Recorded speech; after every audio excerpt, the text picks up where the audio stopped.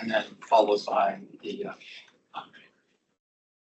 So, Josh Coleman, well, Thank you. Good evening, Josh Coleman, Park Division Director, and my Katie Miga, Business Office Branch Manager. We're going to go through the first two items that Tim was referencing. It's going to be pretty quick. It's going to be a review of what we went through in the last meeting. You all were also sent the copy of the cuts put forward over the last 2 fiscal years and what the ultimate result of those cuts were. So you have that for your records as well. Okay, you'll quickly take us through, but again, this is basically a review of what we covered in the last board meeting, and then we'll get into the public comment period after. Okay, so this is just a review of the timeline. So, we went over at last meeting on August 27th, all of the reduction and requests. So this meeting is the review of those along with the public comment. And then in 2 weeks, when we come back on September 24th, will be the board action to endorse package.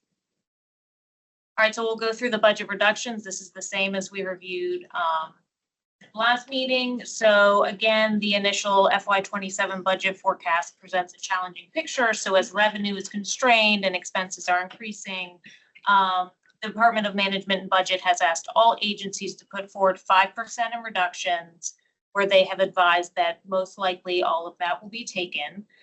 So instead of asking for 10 and taking 5, they're just asking for 5. As in previous years, this is our non-recommended budget reduction. So our 5% target is just over 1.8 million. So the first thing up is the non-athletic field mowing or open space mowing.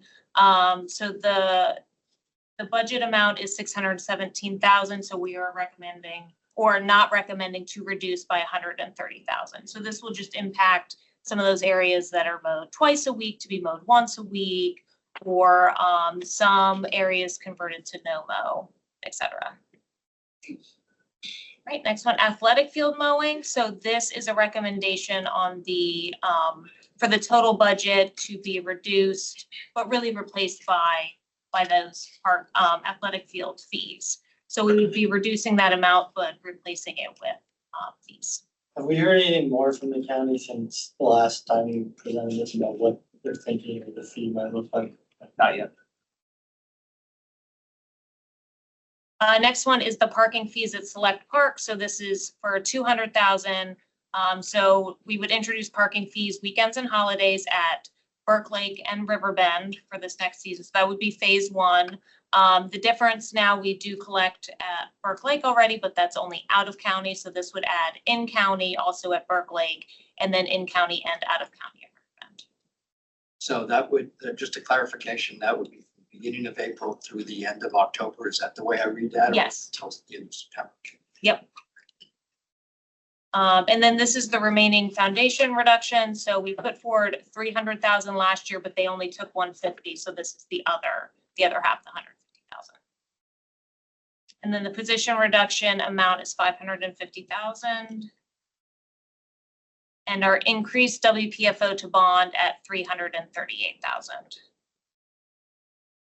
Okay, so in review, those are the 6 items we're putting forward to the total of 1.8 million. Okay, so next we'll go over the. I'm sorry. Questions on this section? Yes. Yeah. I would just say, I saw this last time. Right. This is just an information item, but are there any further questions on the first? Well, only that I'm suggesting a change. I don't have a good one for tonight, but I just want to bring up that I really think that we need to take a hard line position that we cannot cut maintenance anymore. It's what we've been cutting every budget cut that we've done so far. We're having significant problems with maintenance. Our maintenance departments are becoming reactionary, not maintenance. They just react to complaints all the time. And I really think we need to take a hard line, which was the #1 thing in the needs assessment.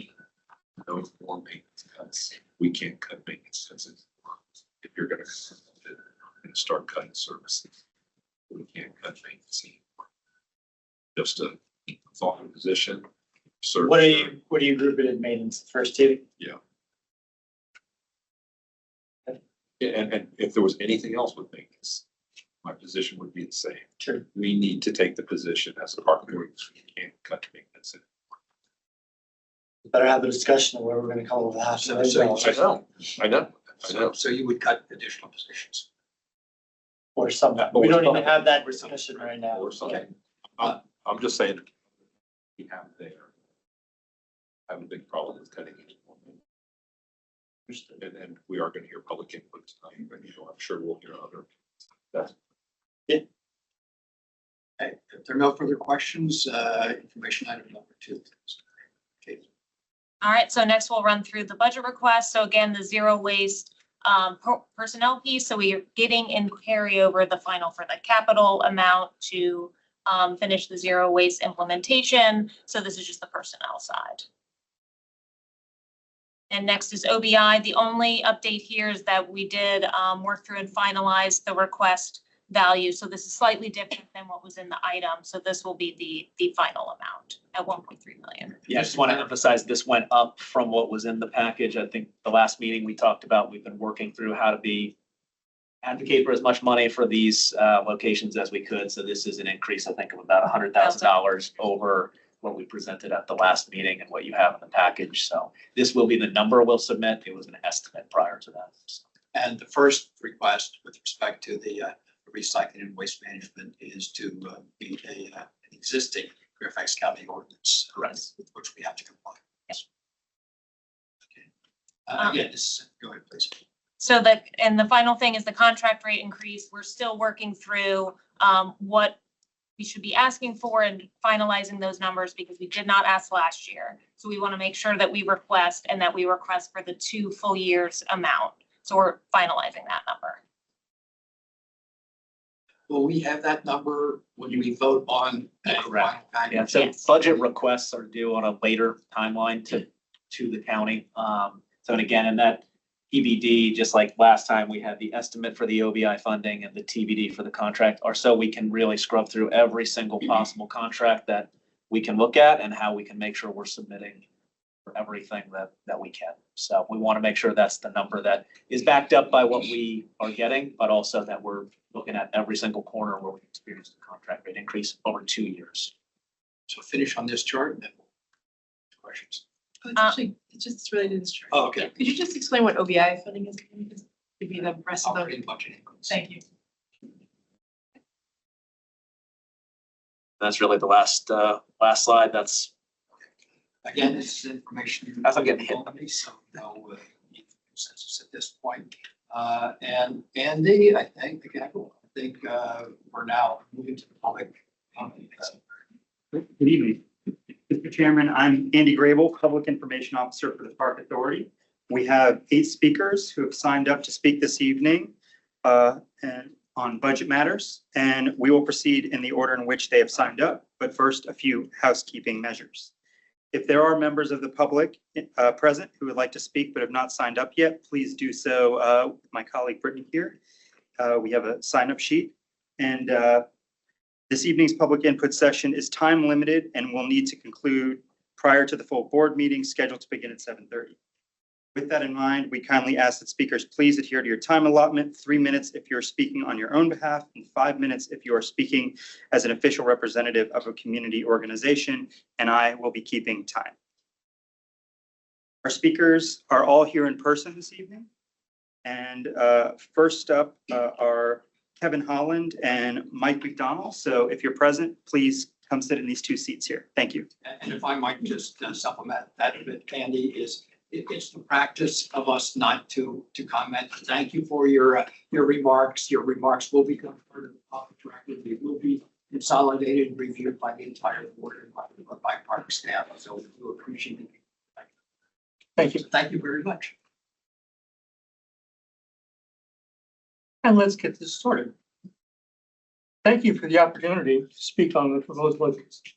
I'm Kevin Holland, president of the Friends of Hidden Oaks Nature Center. Last year, my colleagues spoke against the recommendation to close a nature and a history site. Now we're back with concerns over the non-recommended proposal to eliminate $550,000 through a reduction of positions. Friends group met last week, and I'm here to voice their frustration over the lack of transparency of the proposed reductions. The public interfacing staff of the resource management and interpretation sites needs to be expanded, not reduced. The delays to refill current positions can take over a year, and recent restrictions make that longer, causing a doubling up of job duties with no compensation for remaining staff.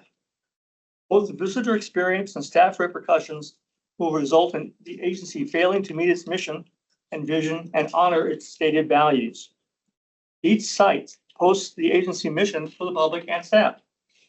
The mission is to enrich the quality of life for all members of the community through an enduring park system that provides a healthy environment, preserves natural and cultural heritage, and offers inspiring recreational experience. The vision is to inspire a passion for parks by providing a sustainable, dynamic, and inclusive park system. Of the 7 values stated in the mission, the non-recommended recommendations to cut counter the majority. By eliminating any of the few remaining tax-supported positions at the no-fee entrance RMI sites, the agency fails to enhance stewardship, providing leadership to expand awareness and protection of our natural and cultural heritage. By charging parking fees and relying on revenue-based part-time staff, the parks will fail to embrace the diversity of our community, making staffs unable to provide every resident with opportunities as the staffs are pushed into a pay to play and learn strategy. Sites will reduce free and equity-based outreach programs to be able to fund staff and basic site operations. FCPA purports to provide quality and value, but with the reduction of staff, a primary focus on revenue, the increasing length of refill positions, and the potential of eliminating positions, this value seems no longer to be relevant to the agency. The next value, communicating effectively with our residents and staff, has been abandoned. With the last year's proposal to close a to-be-determined nature center and history site, and this year's $550,000 value of staff reductions also to be determined, the budget process is murky at best. All this does is cause a sense of expendability to site staffs. This leads me to the agency's 6th value in our workforce, which states, we believe that our paid and volunteer staff are the key ingredient to our success and commit to creating a participative, team-oriented organization, including career development opportunities and meaningful recognition. Site managers are responsible to reach budget goals which are set for them, but for years, they have not been able to give even a 10 cents an hour raise to non-tax supported, under 30-hour week, no benefits, year-round staff, some of whom worked for over 10 years at the site. College students hired for summer camps earn more per hour and can receive bonuses. The year-round exempt staff are the ones who plan and lead the camps, plus revenue generating school and scout groups, birthday parties, and have site and building management responsibilities. The majority of RMI staff do not have career growth options due to the lack of merit positions in the field. Meaningful recognition to someone who makes $15 an hour without benefits needs to be more than a couple of all-hands luncheons each year. Finally, demonstrating fiscal responsibility. I contend the agency is not doing so. Field staff would welcome the opportunity to offer opportunities for revenue generation to the agency that would offset cost impact to the mission. FCPA needs to return to its core mission and vision. Park Authority Board needs not to accept the non-recommended proposals across the board. The site staff needs your support with a sustainable, dynamic, and inclusive approach that the process currently lacks. I have 4 seconds left. Thank you.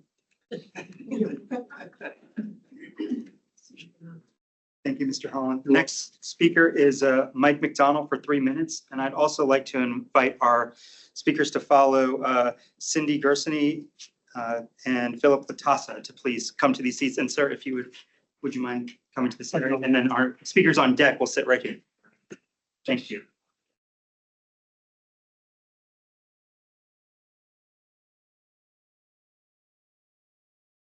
Now, Yes. hi, I'm Michael McDonald. I'm a private citizen here representing, I guess, myself, but also a lot of folks I've talked to over the years about Park Authority budgets and everything.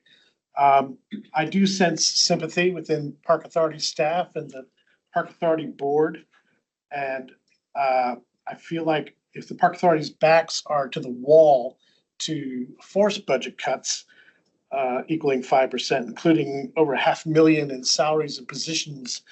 I feel like these positions that should be preserved really should be public-facing positions, such as in maintenance fields and open parks and general sites as well. Many of the public are confused over the proposed reduction that are listed in the same budget documents that contain the requests for new positions at 5 sites listed, in particular Hilltop, Laurel Hill, Overlook Ridge, Scotts Run, and Woodlands Education and Stewardship Center. So it's what this is doing with the people I've talked to is created a sense of more confusion because none of the reductions are listed in particular.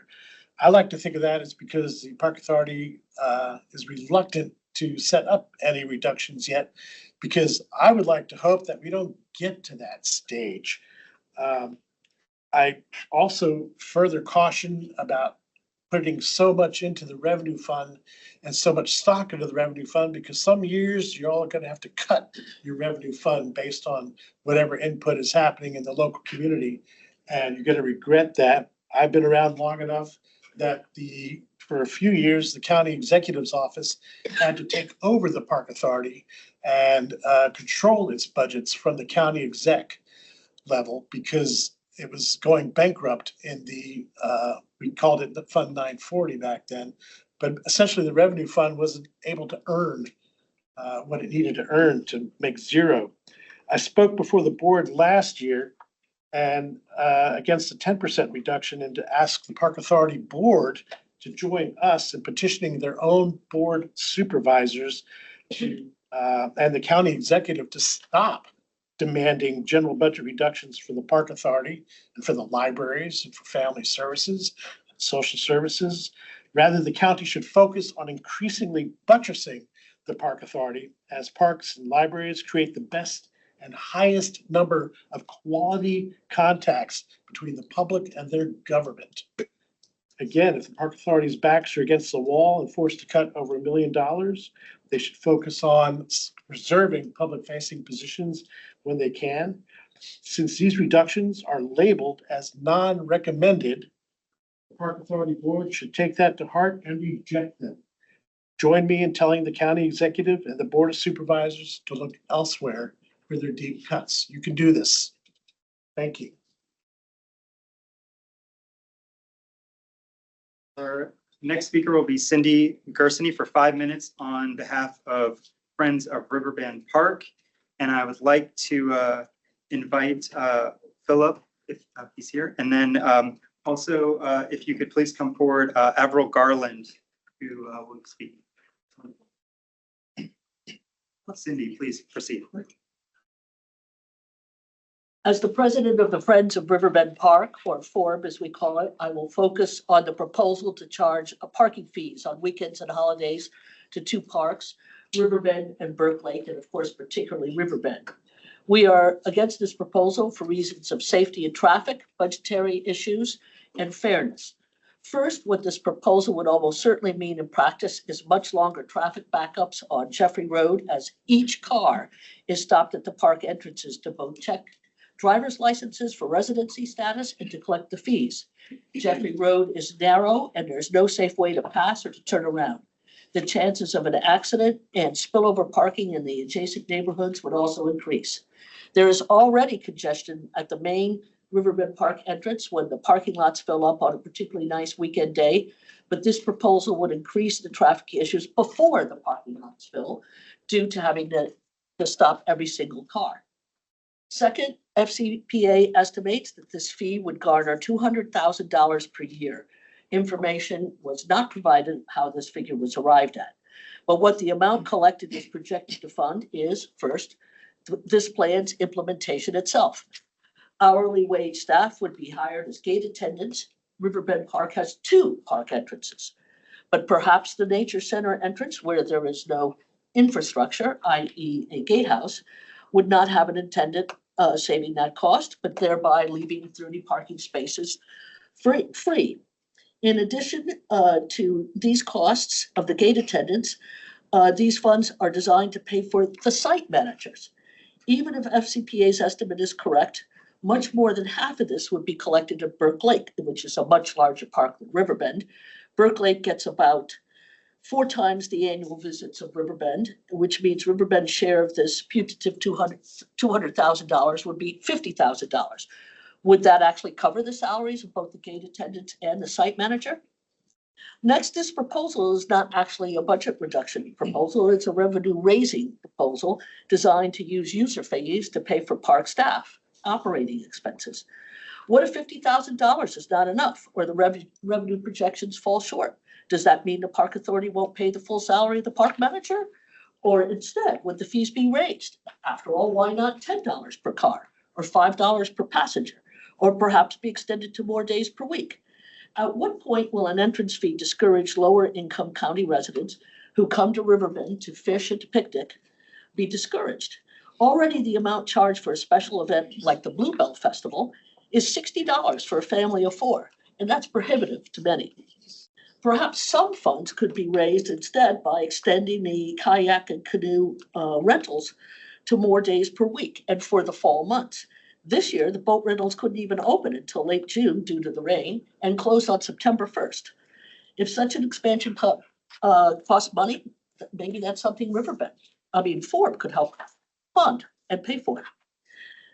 Next, this would be the first time, as far as I know, that the Fairfax County residents are charged just to enter a county park, parks that are already paid for by county taxpayers. In addition, FCPA views these new fees at Riverbend and Burke Lake as a phase 1, with other county parks also eventually adopting fees. None of our neighboring jurisdictions charge parking or entrance fees at their county parks to their residents. In fact, they don't charge non-residents either. Will the next step be to extend this way of raising money by, for example, charging county residents $5 to enter the Great Falls Library in order to pay the salary of the chief librarian? These fees also will weaken Forbes, our fundraising, both from our 2 donation boxes at the park and also overall contributions. Certainly, the estimated amount to be raised by this fee is higher than the amount that Forbes raises and contributes to Riverbend Park each year. We provide about between $31,000 and $45,000 per year. But the loss of some of these funds should be factored into FCPA's calculations. This fee will even affect our popular native plant sale, our main fundraiser. Fairfax County is a large and wealthy county. Can it not manage the budget so the parks don't have to raise their own money to pay for their staff? Thank you.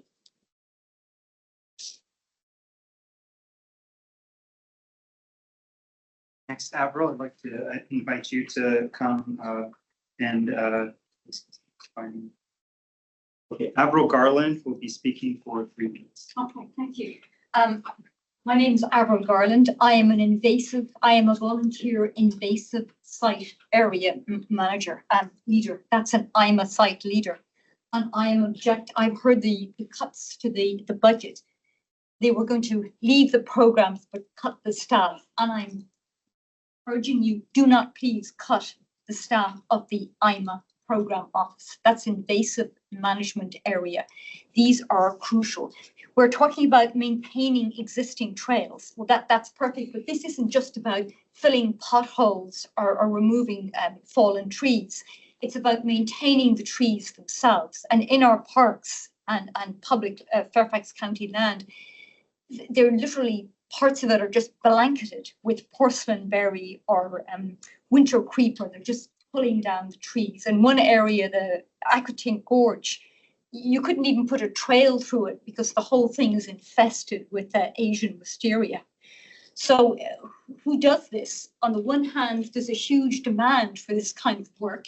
And on the other, there's actually quite a large pool of free labor from the public that are willing to do this.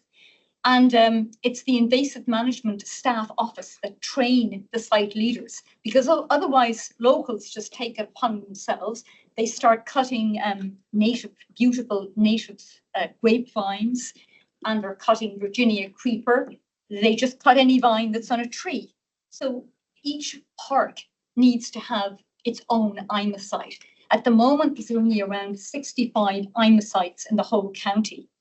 And people come from quite far. I have one in Fairfax, near Fairfax City. And people come from as far as Weston, and they don't come back because they say, well, we want to do our own local park, Weston, Stirling, Alexandria. There aren't enough of these IMA sites. And that's where the IMA site office has to do this. And they generally don't have enough staff. They're overburdened with the work they have. And they need to support the 65 sites that they have. We need tools sharpened. People lose their keys. We need plants, forbs, trees. We also need advice of where we should put various plants. That they are overwhelmed with just the number of sites that they have. So it would be very short-sighted to not fund the IMA site program. At the moment, Fairfax County Parks has 17,000 acres, according to John Burke, of natural habitat. And of those 17,000 acres, 1.5 acres are actually actively managed for invasive plants. So that needs to be increased. And all that comes down to the wonderful staff at the moment working in the IMA site program. Do not cut. I'd like to invite Philip Latassa to please come forward to speak for 5 minutes on behalf of Friends of Accotink Creek. Familiar call has gone out for 5% cuts in county fiscal year 2027 appropriations to the Park Authority. How many times in recent years has the Park Authority funding been cut, then cut again? When will we ever hope for restoration to the levels of funding merited by a county of our size and resources? As a conservation organization, the Friends of Accotink Creek strongly urge that we not cut natural resource management funding or staff. In particular, the invasive management area staff is woefully inadequate for the monumental challenge of its task. Keeping invasive vines and thorns from devastating the value of natural parks to native flora, fauna, and citizens alike is imperative. The invasive management area program supports and trains the many volunteers who cut invasive vines and remove other invasive growth, but much more needs to be done to make appreciable gains. We have a large backlog of volunteers waiting for training to become invasive management area site leaders. These volunteers cannot serve to protect our parks without continued and increased staffing to bring them on board. Again, please do not cut invasive management area funding. Please do not cut natural resources management funding. And we might add, please do cut any activities that will further reduce the dwindling area of natural habitat remaining in our parks. Also, Hidden Oaks Nature Center being in our watershed, we wish to endorse funding that will keep that treasured amenity operating at its full function. Thank you.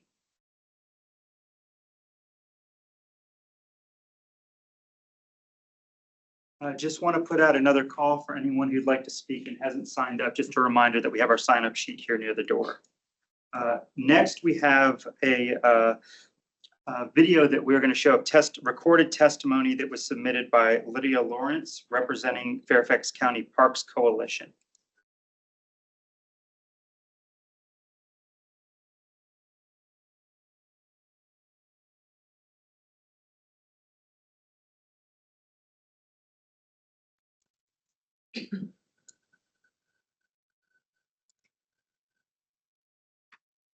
Hello, my name is Lydia Lawrence, and I am the chair of the Fairfax Parks Coalition.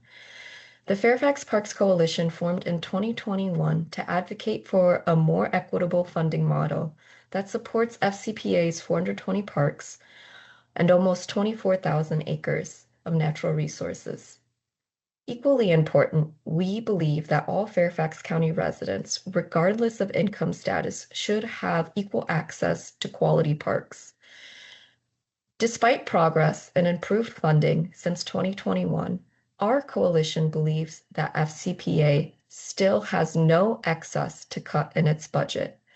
Both a 2023 benchmarking study by the National Recreation and Parks Association and the Park Authority's own 2016 needs assessment showed multiple areas in which FCPA needs additional support. Additionally, since 2009, park acreage, trail miles, and the number of playgrounds, picnic shelters, and athletic courts all have increased without additional staff to maintain them. The coalition and FCPA supporters have worked hand in hand with leaders over the last several years to increase funding for parks, natural resources, and equity programs. To cut 5% of the county's contributions to FCPA for these programs is to undo much of the funding that had begun to be restored from past year's cuts. The proposed cuts would be counterproductive to the well-being of county residents and particularly devastating as our urbanized county is facing more frequent and extreme weather events. Regarding this year's non-recommended budget cuts, first, please consider the impacts on equity that increased athletic fees could cause. We appreciate the Park Authority's creativity in working with neighborhood and community services, as well as the Board of Supervisors, to ensure that any changes to athletic fees to cover athletic field mowing costs do not become a barrier to sports groups that serve members from communities with high socioeconomic vulnerabilities. Coalition members who live and work in communities such as Colmore and Hybla Valley shared that many local soccer groups in their communities frequently rely on access to FCPA's athletic fields for exercise and recreation. We urge the Park Authority Board to work closely with NCS and the supervisors to ensure that these groups continue to have the same ease of access to athletic fields regardless of change to the fees. Secondly, please plan for potential natural resource impacts from park entrance fees.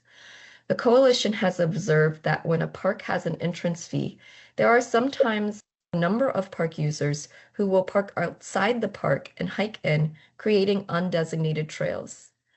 These trails cause erosion, vegetation damage, unsafe trail conditions, and impacts to local wildlife. We urge the Park Authority to create a plan to mitigate these impacts to the parks Riverbend and Burke Lake Park. Finally, please do not eliminate staff from positions that would impact FCPA's park maintenance, equity, or natural resource departments. Over the years, the coalition has worked with the Park Authority Board to increase staff and resources for equity programming and natural resources stewardship. Despite the small progress made in these areas, we recognize that FCPA is working to undo years of disinvestment by the county from the Park Authority. We urge the Park Authority Board to ensure that the positions proposed for elimination do not have any impact on our parks, our natural resources, or equity programs. Fairfax Parks Coalition recognizes the difficulty that this current budget climate presents for both the county and the Park Authority. Despite these challenges, the coalition strongly asserts that the Fairfax County Park Authority cannot afford to have any more county resources cut from its budget. We appreciate the care given to finding these non-recommended cuts, and we urge the Park Authority Board to plan to mitigate any potential harms to equity and natural resources that could occur from these cuts. Thank you.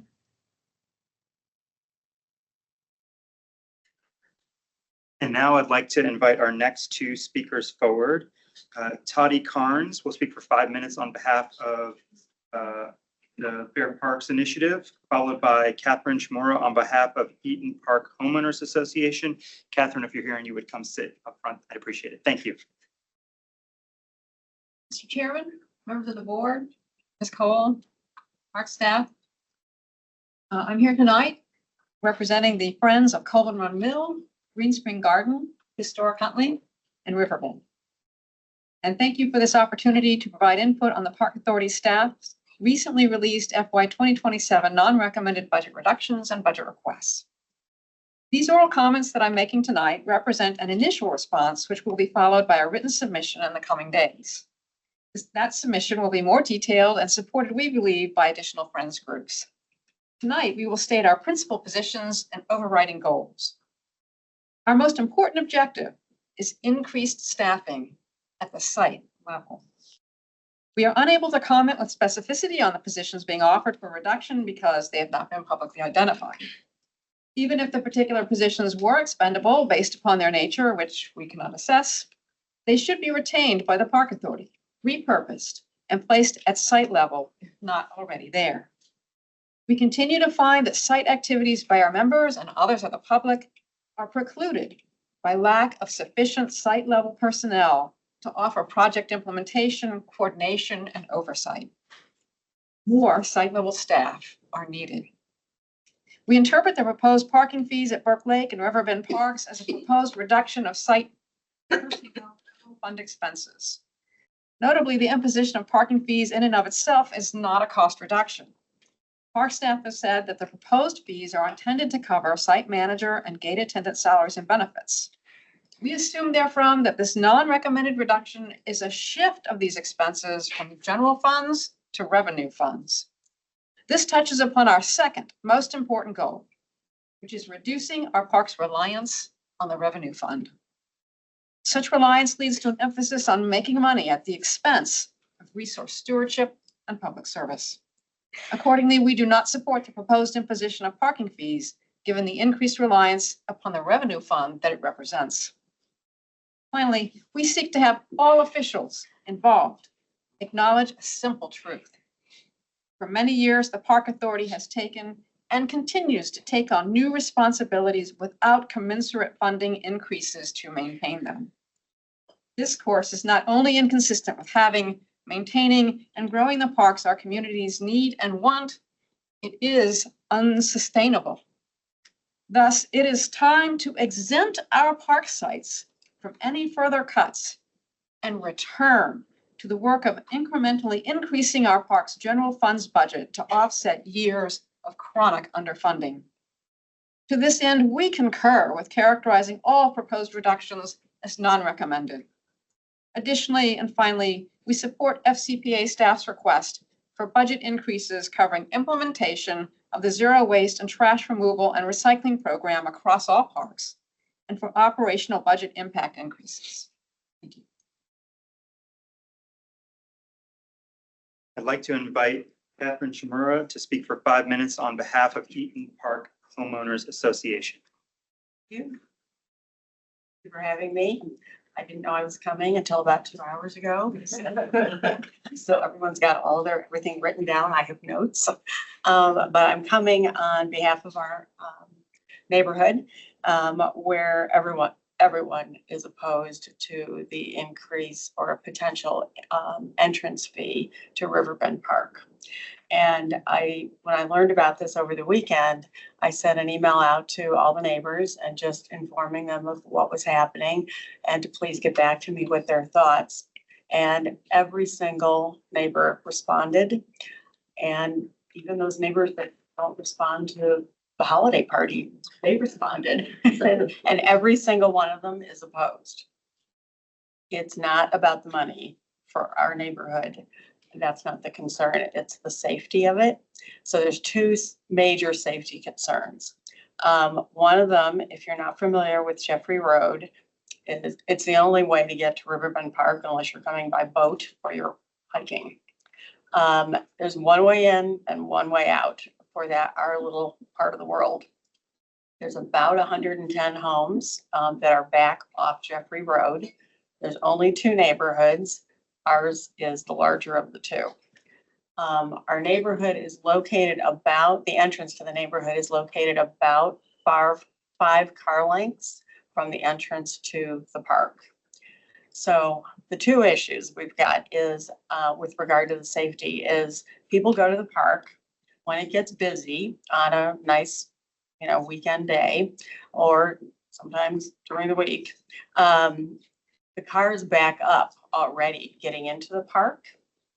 There are volunteers there posted to help them secure parking. Where am I going? There's a lot of people from the city that come out and they don't know where to go. So the volunteers are addressing that. Well, it backs up the cars on Jeffrey Road. The problem is right before you get to the park, there's a crest in the road. So you have 5 cars backed up. And there's nowhere to go. There's no shoulder on Jeffrey. It's totally surrounded by these giant old trees on both sides. And so people become impatient because some of them aren't going to the park. Some of it is the Amazon guy trying to make a delivery. So what they try to do is they try to go into the other lane and pass all those cars waiting to go into the park. But the problem is they can't see who's coming at them. There's a lot of trucks, a lot of landscape trucks, a lot of contractors, a lot of builders that are on those roads, and they drive too fast. And it's like an accident waiting to happen. So about 2012 timeframe, there was a group called Go Ape. They're kind of a ropes course, they put in those zip lines, and they wanted to put one into Riverbend Park. And they came and they met with the community a couple times and they told us how wonderful it was going to be. And then the parking was addressed, and there wasn't enough parking for what they anticipated to be with people coming. And there was the backup on Jeffrey Road. And ultimately, some group from the county, I don't know who it was, voted it out and said it's not safe. The second point with the safety piece, which all the neighbors are quite concerned about, is that during the COVID crisis, the park was closed. Well, it was only closed to cars. So hundreds of people still came to that park, and they parked their car on Jeffrey Road on both sides. And then they parked their car on our little street. And our street it dead ends, you go down the street, you turn left, and it dead ends in a cul-de-sac. So we had cars, so it's just a 2-lane residential road. And we had all the city people coming out, and they were parked on both sides of Jeffrey. They were parked on both sides of Eaton Park and both sides of Eaton Court. So where we have 2 lanes, now we have barely one down the middle of this street. And as I was thinking through this and just envisioning what this looked like for months, there is no way a fire truck could have gotten down that street if these cars continue to park there. Not happening. You're lucky to get an Amazon truck down there. And in addition to the fact that there's only 1 lane, you can't get in or out. So you're trying to get out of the neighborhood and there's a car coming at you and there's cars on both sides and you've got people with dogs walking. Sorry, overdue, but that's our concern, is that somebody's going to get hurt or somebody's house is going to burn down. Thank you.